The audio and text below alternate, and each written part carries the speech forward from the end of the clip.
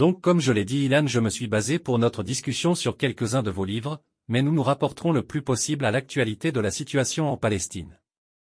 Je voulais commencer par deux de vos livres les plus populaires. L'un est l'idée d'Israël, une histoire de pouvoir et de connaissance, où vous avez démystifié la façon dont le sionisme fonctionne. Et le deuxième, les oubliés palestiniens, l'histoire des Palestiniens en Israël, où vous faites une analyse vivante et incisive de la relation complexe entre Israël et ses citoyens palestiniens entre parenthèses. Nous apprécierions vraiment faire un résumé à notre auditoire de ces deux importantes perspectives et comment elles se rapportent à la situation actuelle. Oui, merci bien. Commençons par l'idée d'Israël, un livre qui tente de montrer comment Israël se vend au monde et aussi à sa propre société afin de recevoir un soutien qui lui permettrait de continuer sa politique d'oppression et la colonisation envers le peuple palestinien. En fait, dans le livre sur l'idée d'Israël, j'explique qu'Israël travaillait depuis le début, en fait même avant le mouvement sioniste. Elle travaillait très dur pour construire un récit qui justifierait au préalable sa colonisation de la Palestine et ensuite sa politique actuelle envers les Palestiniens. Toujours dans ce livre, je parle de deux groupes très importants au sein d'une société comme la société juive d'Israël. Deux groupes qui construisent un récit israélien et essaient de le rendre acceptable pour le plus grand nombre de personnes possible à travers le monde. Le premier groupe travaille intellectuellement, ce sont les universitaires. Donc j'essaie de montrer comment les universitaires aidaient le mouvement sioniste et plus tard Israël à construire un récit qui, à mon avis, est basé principalement sur les mensonges et de la fabrication. Mais, néanmoins ça avait l'air très sérieux, très académique et une grande partie du mythe propagé par Israël a été soutenue par ces universitaires avec soi-disant un travail analytique et objectif. C'est un groupe constitué d'universitaires et ils construisent l'idée qu'Israël est la seule démocratie au Moyen-Orient. Ils construisent l'idée que la Palestine était vide lorsque les sionistes sont entrés, et ils construisent aussi l'image des Palestiniens en tant que terroristes qui veulent juste tuer les Juifs et détruire l'État d'Israël. Et cela n'est qu'une partie de ce qu'ils font. Le deuxième groupe est celui des gens du cinéma parce qu'ils travaillent sur le côté émotionnel, alors que les universitaires essaient de convaincre logiquement que le sionisme est moralement valable et que les Palestiniens ont tort, l'industrie du cinéma essaie de le faire à travers les émotions.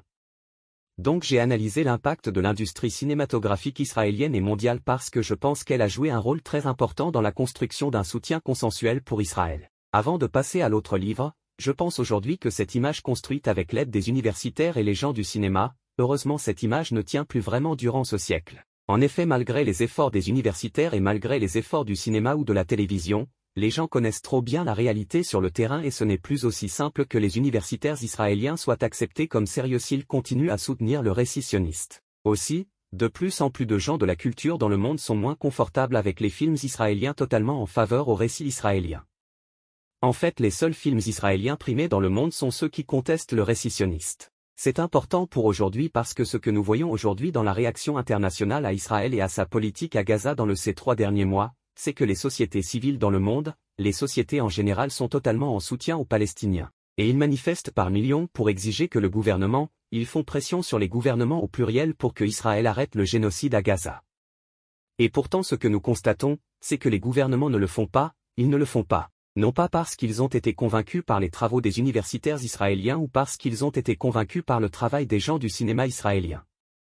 Ils ne le font pas pour des raisons cyniques et parce qu'il y a un lobby fort qui les fait fonctionner au nom d'Israël. Donc je pense que c'est très important de comprendre que, si tu veux maintenir un colonialiste au XXIe siècle, vous avez besoin d'universitaires et les gens des médias, mais il faut aussi de la force pour le besoin de la force.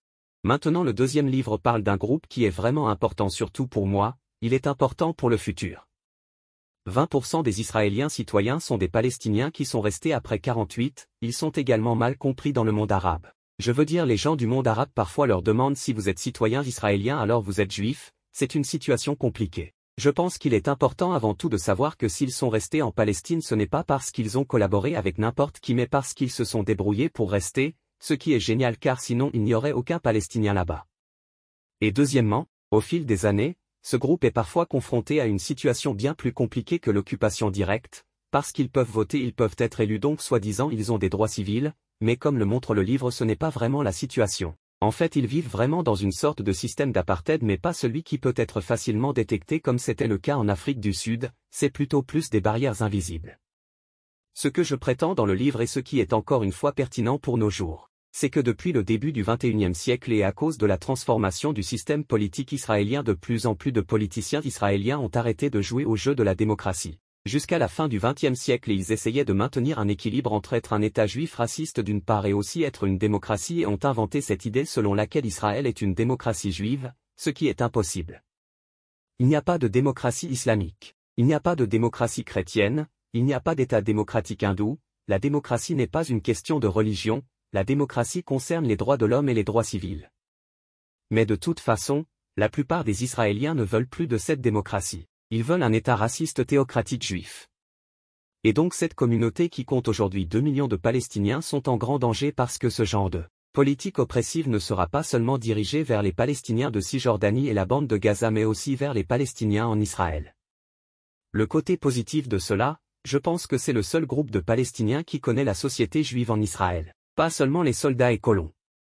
S'il y a un espoir de réconciliation, la moussalala comme on dit en arabe, s'il y a une chance pour la moussalala, réconciliation, ça le sera à travers ce groupe parce qu'ils connaissent un peu plus sur les juifs israéliens, qu'ils ne sont pas tous des gens terribles et tous ne sont pas des soldats, et tous ne sont pas des colons de la Cisjordanie. Absolument, et j'ajouterai à ce que vous avez dit sur la difficulté à laquelle ce groupe de Palestiniens est confronté, et leur image de l'extérieur de la Palestine où beaucoup pensent et les considérant comme des collaborateurs ou des traîtres, alors que comme vous l'avez expliqué si un espoir persiste, c'est bien ce groupe qui peut jouer un rôle crucial, et faire en sorte que cet espoir se réalisera un jour.